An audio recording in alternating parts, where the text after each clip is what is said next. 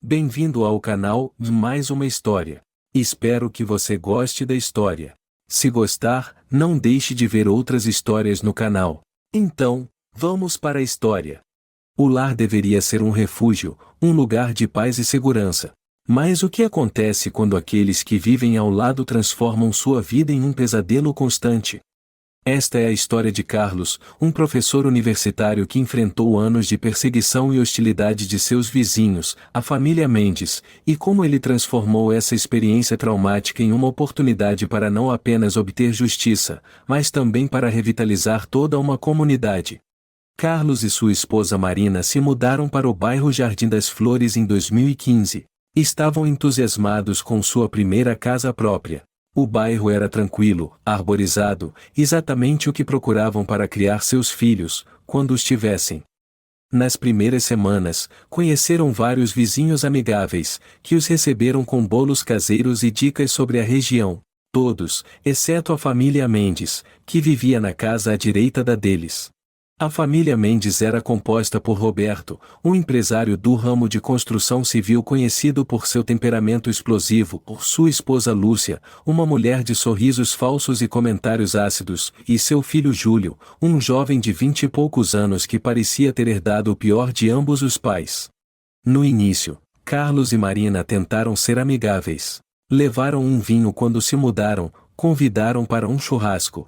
Os Mendes foram educados, mas distantes. Carlos pensou que talvez fossem apenas reservados, que com o tempo se abririam.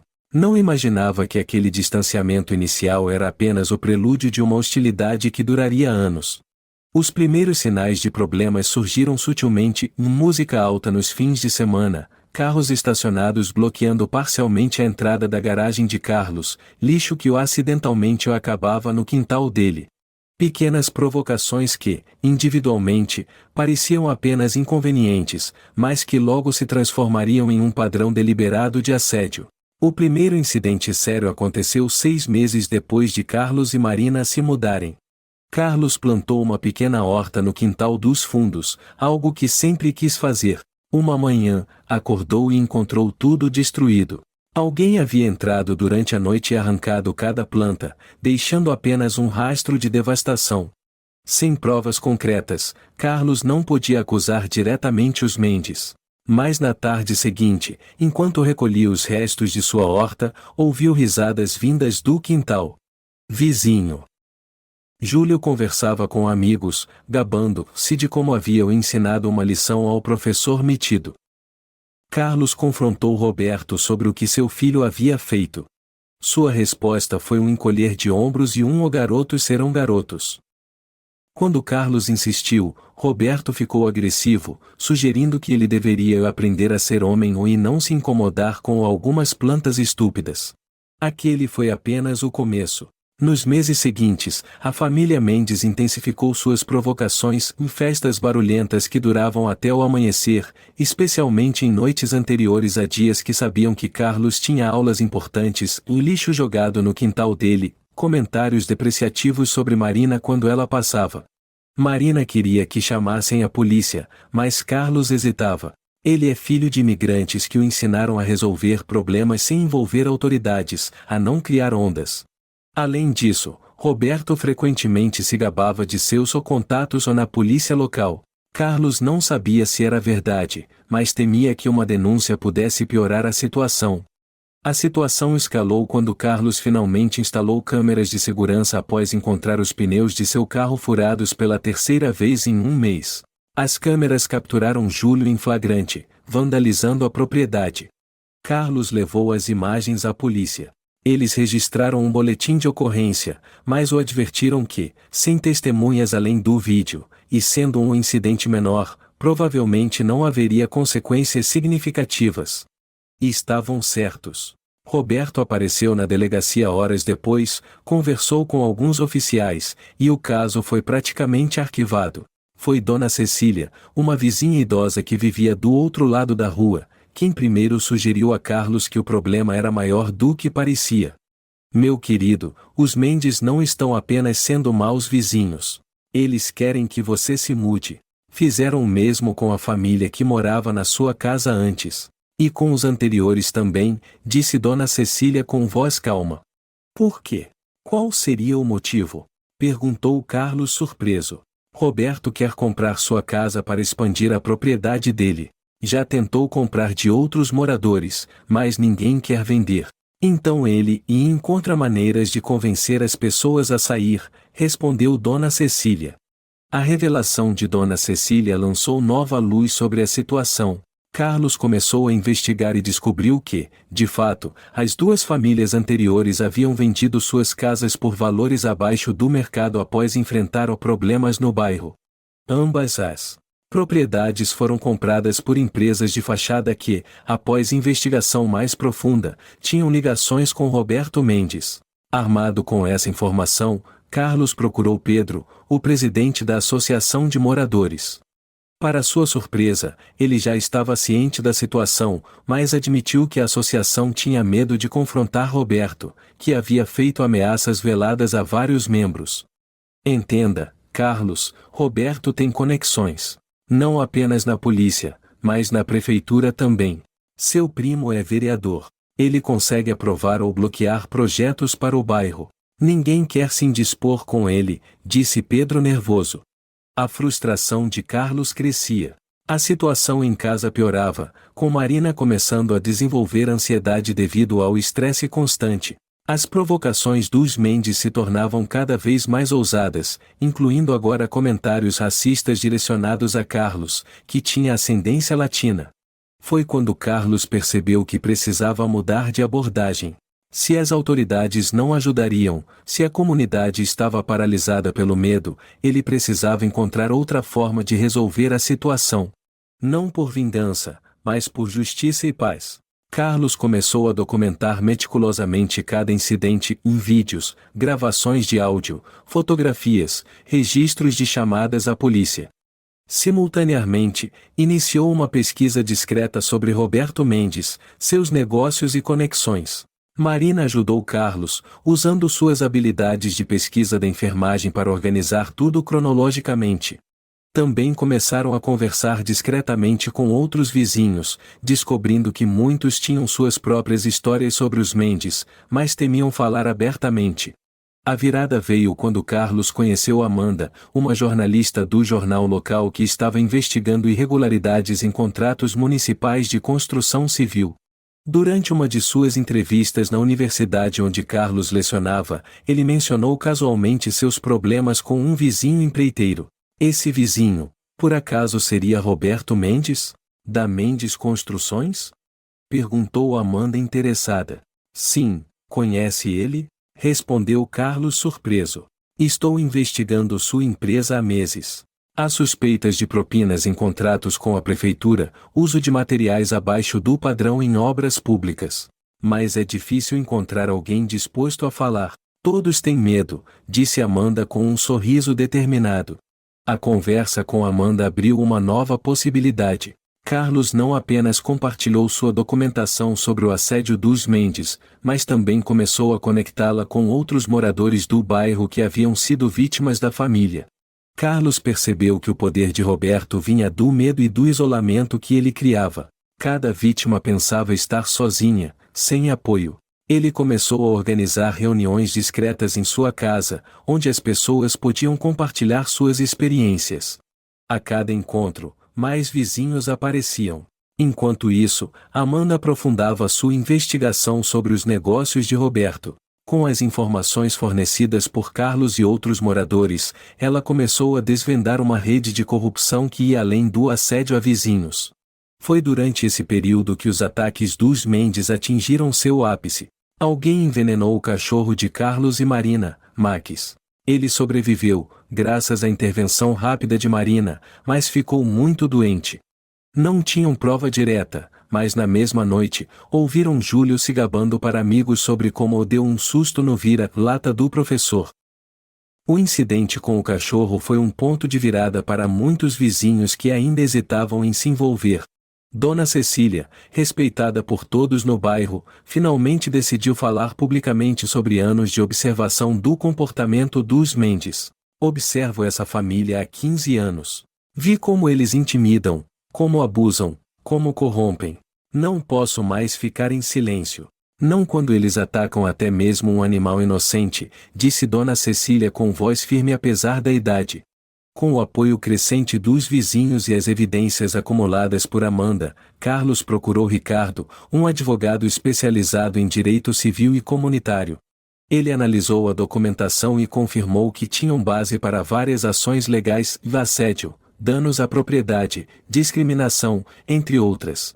Isso é impressionante, Carlos. A maioria das pessoas não documenta tão meticulosamente. Com isso, podemos não apenas processar os Mendes, mas também solicitar medidas protetivas para você e sua família, disse Ricardo analisando os documentos. O plano de Carlos estava tomando forma. Não seria uma vingança impulsiva ou violenta, mas uma resposta estratégica e legal que exporia não apenas o assédio que sua família sofria, mas todo o esquema de corrupção e intimidação que Roberto Mendes havia construído ao longo dos anos. 3 meses após o incidente com o cachorro, o jornal local publicou a matéria de Amanda, uma investigação detalhada sobre a Mendes Construções, revelando esquemas de propina, uso de materiais de baixa qualidade em obras públicas, e intimidação sistemática de vizinhos para adquirir propriedades a preços baixos. A reportagem causou um impacto imediato. O telefone de Carlos não parava de tocar, com vizinhos, jornalistas de veículos maiores, até mesmo investigadores da Polícia Civil querendo falar com ele. Roberto, que sempre se gabou de suas conexões, descobriu que elas não eram tão sólidas quanto pensava quando se tratava de um escândalo público. No mesmo dia da publicação, Carlos, através de seu advogado, entrou com uma ação coletiva representando 12 famílias do bairro que haviam sofrido com o comportamento dos Mendes. Simultaneamente, a Associação de Moradores, agora liderada por Pedro com novo vigor, solicitou uma investigação formal sobre as atividades de Roberto no bairro. A reação dos Mendes foi previsível, primeiro negação veemente, depois ameaças. Roberto apareceu na porta de Carlos, vermelho de raiva, gritando que ele havia cometido um erro que destruiria sua vida. Pela primeira vez, Carlos não sentiu medo. Apenas ativou a câmera do celular e respondeu calmamente que cada ameaça apenas fortalecia o caso. A cena foi testemunhada por vários vizinhos, que saíram de suas casas ao ouvir os gritos. Pela primeira vez, Roberto percebeu que não estava mais lidando apenas com Carlos, mas com uma comunidade unida contra ele. Nos dias seguintes, a história ganhou repercussão nacional. Um canal de televisão fez uma reportagem especial sobre o tirano do Jardim das Flores. Outros moradores de bairros diferentes vieram à frente com histórias similares sobre projetos da Mendes Construções. A Câmara Municipal abriu uma CPI para investigar os contratos da empresa com a prefeitura. O golpe final veio quando o primo vereador de Roberto, temendo por sua própria carreira política, distanciou-se publicamente dele e forneceu informações sobre contratos fraudulentos em troca de imunidade. Em menos de 2 semanas, o império que Roberto havia construído através de intimidação e corrupção começou a desmoronar. Ele foi indiciado por fraude, corrupção ativa, formação de quadrilha e outros crimes. Lúcia, que aparentemente administrava as finanças da empresa, também foi implicada. Júlio, seguindo o exemplo dos pais, enfrentava acusações de vandalismo e crueldade contra animais. A família Mendes, que por anos havia aterrorizado o bairro com impunidade, agora enfrentava não apenas a justiça legal, mas também o tribunal da opinião pública. Vizinhos que antes abaixavam a cabeça ao vê-los agora os encaravam diretamente, sem medo. Os meses seguintes trouxeram mudanças significativas para o Jardim das Flores. Roberto e Lúcia Mendes, após um processo judicial extenso, foram condenados a penas de prisão por diversos crimes.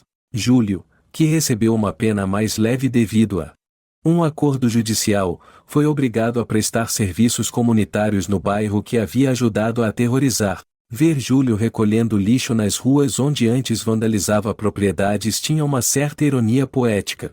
Alguns vizinhos temiam que ele usasse a oportunidade para retaliação, mas a humilhação pública e a queda da família pareciam ter quebrado sua arrogância. Ele mantinha a cabeça baixa, fazia seu trabalho e evitava contato visual. A casa dos Mendes, uma mansão ostentosa que contrastava com o restante do bairro, foi confiscada como parte do acordo judicial e leiloada. Para a surpresa de muitos, foi comprada por Sérgio, um senhor aposentado que imediatamente iniciou uma transformação no espaço. Sérgio converteu parte do terreno em uma praça comunitária, com bancos, árvores frutíferas e uma pequena biblioteca ao ar livre. O contraste não poderia ser maior, onde antes havia muros altos e câmeras de segurança apontadas para fora, agora havia um espaço aberto e acolhedor para todos.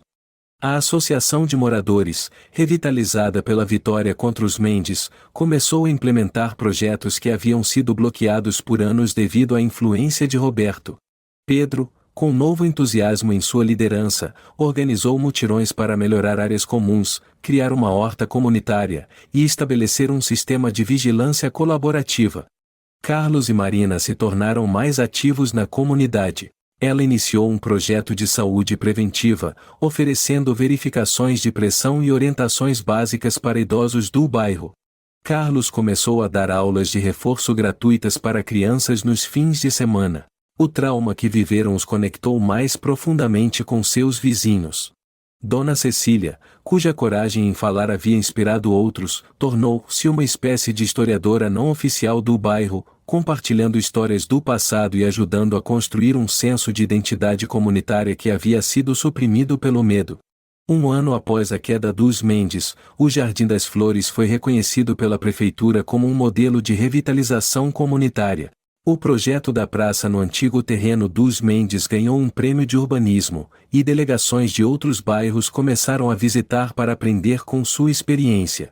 Para Carlos, a transformação pessoal foi tão significativa quanto a do bairro. De um professor tímido que evitava conflitos, ele se tornou um líder comunitário respeitado, frequentemente convidado para falar sobre mobilização social e enfrentamento pacífico de intimidação.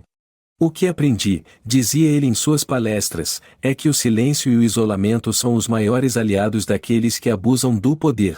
Quando rompemos esse silêncio, quando nos unimos, descobrimos que somos muito mais fortes do que imaginávamos. Marina, que inicialmente havia sofrido com ansiedade devido ao conflito, encontrou uma nova força em si mesma. Seu projeto de saúde comunitária expandiu-se para outros bairros, e ela voltou à universidade para especializar-se em saúde pública. Ironicamente, ela comentou certa vez: devemos agradecer aos Mendes. Sem eles, talvez nunca tivéssemos descoberto o poder da comunidade, nem nossa própria capacidade de enfrentar a adversidade. Quanto a Roberto e Lúcia Mendes, cumpriram suas penas e eventualmente se mudaram para outra cidade, longe dos olhares acusadores de seus antigos vizinhos. Júlio, após completar seu serviço comunitário, surpreendentemente pediu para continuar trabalhando no projeto da praça, agora como voluntário. Acho que ele encontrou algo que nunca teve em casa, observou Dona Cecília. Um senso de pertencimento, de contribuir para algo maior que ele mesmo. A história do Jardim das Flores se espalhou, inspirando outras comunidades a enfrentar seus próprios Mendes. Carlos recebeu inúmeros e-mails e mensagens de pessoas em situações similares, pedindo conselhos sobre como documentar abusos, mobilizar vizinhos e buscar justiça de forma estratégica e não violenta. Em resposta, ele e Ricardo, o advogado, criaram um manual online da intimidação à transformação, um guia para a comunidade sob ameaça. O guia, disponibilizado gratuitamente, tornou-se um recurso valioso para grupos comunitários em todo o país.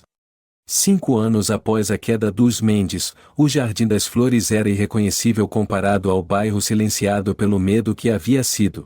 Crianças brincavam livremente nas ruas, vizinhos conversavam sobre suas cercas, e a praça comunitária no antigo terreno dos Mendes fervilhava de atividade a qualquer hora do dia. Carlos, sentado em um dos bancos da praça observando a comunidade que ajudou a transformar, refletia sobre a jornada. A vingança que havia imaginado inicialmente, ver os Mendes punidos, havia se transformado em algo muito mais significativo, da cura e o fortalecimento de toda uma comunidade. Como ele escreveu no prefácio do manual, a verdadeira vingança contra aqueles que abusam do poder não está em vê-los cair, mas em construir algo tão belo e forte a partir de suas ações destrutivas que elas se tornam irrelevantes. Não é sobre destruir o opressor, mas sobre transformar o sistema que permitiu que a opressão existisse. Esta foi a história de como um conflito entre vizinhos se transformou em uma oportunidade para revitalizar toda uma comunidade. Se você gostou desta narrativa, não se esqueça de deixar seu like, se inscrever no canal e compartilhar com seus amigos.